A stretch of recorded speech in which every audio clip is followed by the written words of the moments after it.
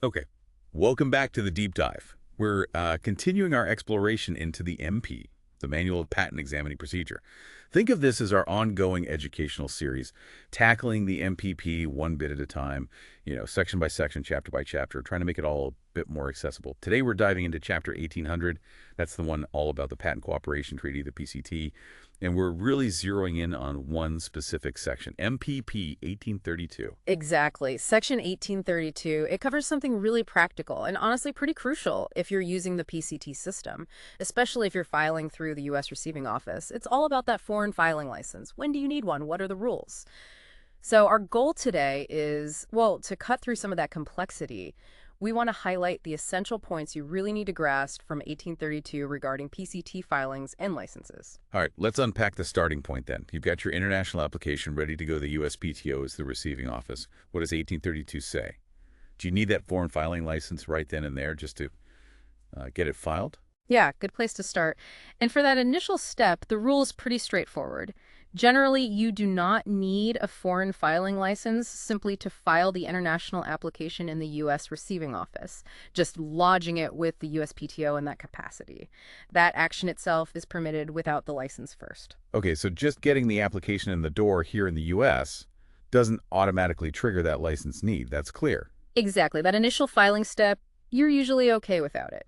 But here's where it gets, well, really interesting and quite crucial. Huh. While you can file without the license is necessary before the application gets transmitted anywhere else, before it goes to a foreign patent office or the International Bureau of WIPO or, another international authority like an ISI or IPEA outside the U.S. Okay, so the license becomes important for the application to actually move forward out of the U.S. system towards that international processing stage. Precisely. It's fundamentally about controlling the potential export of the technical information that's inside that application. Once it leaves the U.S. Receiving Office, that's considered an export. That's the trigger point. Got it. It's the transmission, not the initial filing. That's key. Right. And that leads us to the exceptions, because there are important situations where you don't need that license, even for transmission. Section 1832 lays these out. Okay, exceptions are always important. Let's break those down. What's the first one? The first one's pretty simple. It's about where the invention happened. If the invention was not made in the United States, then you generally don't need a U.S. foreign filing license for transmission. Simple enough. If the inventive activity happened elsewhere, the U.S. government isn't as concerned about its initial export. Makes sense. Correct. Now, the second exception is a bit more detailed. It involves having filed before in the U.S. Specifically, if a U.S. national application on the same invention was filed more than 6 months earlier. More than 6 months. Why that specific time frame? What's the magic behind 6 months? Well, it ties directly into the U.S. national security review process. There's typically a 6-month window after a U.S. application is filed, where the USPTO, often working with defense agencies, reviews it for sensitive material. They can impose a secrecy order within that time if needed. So, the thinking is, if a U.S. application for the same invention has been on file for over 6 months and no secrecy order was slapped on it, then any national security concerns would likely have been flagged already. So transmitting a PCT on the same stuff is probably okay without a new license. I see the connection. The 6-month mark relates to that security review window. Yeah. But you said same invention. Are there conditions like, what if the secrecy order was applied or I added new things to the PCT app? Absolutely. Critical conditions. First, that earlier U.S. application must not have been under a secrecy order itself. That's a non-starter. And second, your PCT application can't have significant changes or, substantial new subject matter compared to that earlier U.S. filing. If you've added important new technical details in the PCT version, well, that new stuff might still need a license, even if the original core invention meets the 6-month rule. You have to be careful there. Okay, so recap. No license needed just to file in the USRO. And no license needed for transmission if the invention wasn't made here, or if you had a clean U.S. filing on the same invention over 6 months ago without major changes. So what happens if you don't fit those exceptions? Let's say the invention was made here and you don't have that 6-month-old U.S. filing, or maybe the PCT app does have significant new material. Right. For those cases where the exceptions just don't apply, then yes, petition for a foreign filing license is generally required. You need to formally ask the USPTO for permission before that application can be transmitted out. And does this also apply if you skip the U.S. receiving office entirely? Say you file the international application directly with WIPO or maybe the European Patent Office as a receiving office. Yes, that's a really important point. Even if you filed directly with a foreign receiving office, if the invention was made in the U.S., you're still exporting U.S. origin tech data by doing that. So under U.S. law, you still need that license. If no exception applies, like the invention not being made here, you need to petition the USPTO for the license before you file directly abroad. That's crucial. The need for the license isn't just tied to using the USPTO as RO, but also to the origin of the invention and the act of sending it outside the U.S., even via PCT filed elsewhere. Precisely. You have to consider both the origin and the destination or transmission path. Now, Section 1832 does have a kind of safety net, a procedural safeguard, but it's specific. It's for situations where you file the international application with the USPTO receiving office, and you should have filed a petition for a license. But maybe you just missed it or didn't realize. Oh, like you designate foreign countries, clearly showing you want foreign protection. But forget the separate petition form. What happens? Yeah, that's the scenario. And it's actually quite applicant-friendly in this specific PCT context at the USPTO. If you file with the USRO and it's clear a license is needed, but you omitted the petition, the USPTO will typically treat the international application itself as including a license request. Oh, wow. That's helpful. So they don't just, like, reject it or consider it incomplete. They sort of read the request into the application. Generally, yes. The MPP says if they review the application and determine the license can be granted, they'll usually just issue it. No extra paperwork needed from you at that point. Of course, if they need more information to decide, they'll reach out and ask. But it avoids an immediate procedural failure for many people. That sounds like a big relief, a real safety net for an innocent mistake. It is. But, and this is a big but, remember that automatic treatment is only for international applications filed under the PCT with the USPTO as the receiving office. Ah, okay. So if I need a license because I'm filing something directly abroad outside the PCT system entirely, this safety net doesn't apply. Correct. For those direct foreign filings outside PCT, if a license is needed and no exception applies, you absolutely still need to file that separate formal petition for the license beforehand. No automatic treatment there. Got it. PCT with USRO gets the safety net. Direct foreign filings outside PCT do not. Very clear distinction. Okay, so let's say you get the license, either by petition or that automatic treatment. What exactly does it let you do? What's the scope? Good question. The license authorizes the export of technical data, specifically technical data related to the preparation, filing, and prosecution of that foreign patent application.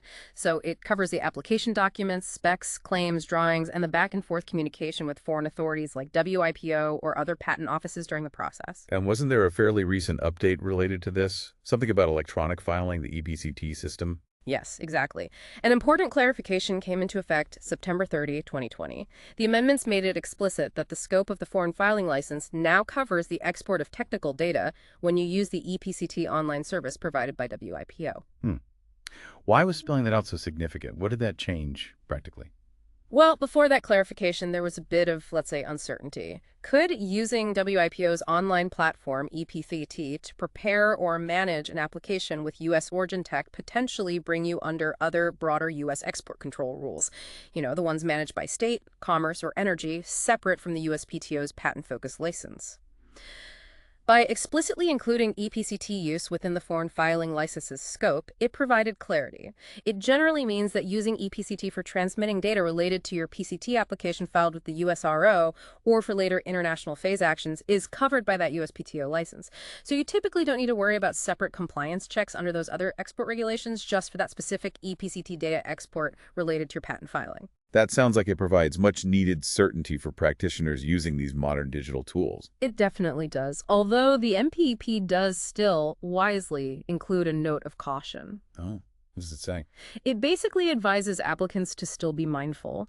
Even with the license covering EPCT data export for patent purposes, you should remain aware of those other export control laws.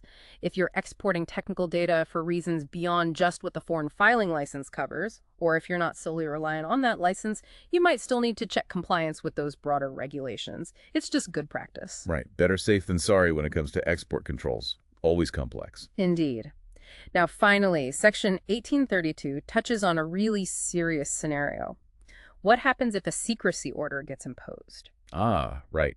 If the government decides the invention needs to be kept secret for national security, what's the impact on a PCT application filed with the US RO? It essentially puts the international process on ice.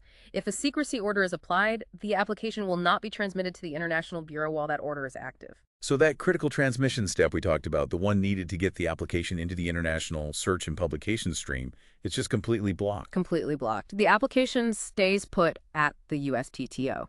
And this can have, well, fatal consequences for the PCT application itself. If that secrecy order isn't lifted in time, specifically, before the deadline passes for the International Bureau to receive the official record copy, then the IAB considers the application withdrawn.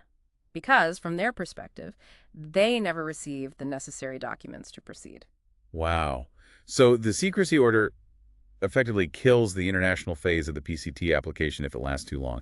That sounds like automatic abandonment internationally. It often is, unfortunately, for the international phase. Is there any way to salvage the situation if that happens? The MPP points to one potential path, but it only saves your U.S. rights, not the international phase itself. If the U.S. was designated, which it would be if filed with the USRO, you might be able to preserve the application by basically bypassing the blocked international phase and entering the U.S. national phase directly. You'd have to satisfy the requirements under 35 U.S.C. 371C. It's not ideal, you lose the PCT streamlining, but it could potentially save your ability to get a U.S. patent. Okay, so pulling all these threads together from 1832, what does this all really mean for you, the person listening, the applicant or practitioner handling a PCT filing? It really means, first off, you need to consciously evaluate the need for a foreign filing license right from the start. Ask those key questions. Where was the invention made? Is there a relevant prior U.S. filing? Is it over 6 months old? Was it clean? Is there new matter in my PCT app? Answering those helps you know if an exception applies or if you need to proactively get that petition in. And understanding the exceptions can save you work, while knowing when to petition avoids problems. Relying on the automatic treatment is okay as a backup if filing with the USRO, but proactive is better. Exactly. It also highlights just how critical timing is. That 6-month rule, the secrecy order deadlines, missing those can lead to unintentional abandonment. Staying on top of the calendar is vital. And knowing the scope of the license, especially that it covers ePCT data export now, clarifies things for using modern tools and helps manage compliance. Right. It's all about navigating these sometimes tricky procedural details to make sure your international plans don't get derailed by license issues or worse, export violations or abandonment. It's amazing how one MPP section, 1832, contains so many layers that affect strategy, from filing to transmission to exceptions, safety nets, secrecy orders. Absolutely. Each piece, understanding when transmission needs a license, the exceptions that avoid it, the automatic request process, the scope for data export, including ePCT, and that hard start from a secrecy order, they're all essential parts of the PCT puzzle when you're working through the U.S. system. It really makes you think, doesn't it? How seemingly small details, like where an invention was first conceived or the date of an earlier filing, can ripple outwards and have such significant consequences down the line in international patent prosecution. Something to definitely keep in mind. And that brings us to the end of this deep dive. This audio summary is part of our broader educational series, Exploring the MPP. We do want to extend a special thank you to Mike Sheppard, the creative director who organized this whole series. And just a necessary reminder for everyone listening, this summary was put together with help from AI tools like ChatGPT and NotebookLM. It might have errors or omissions.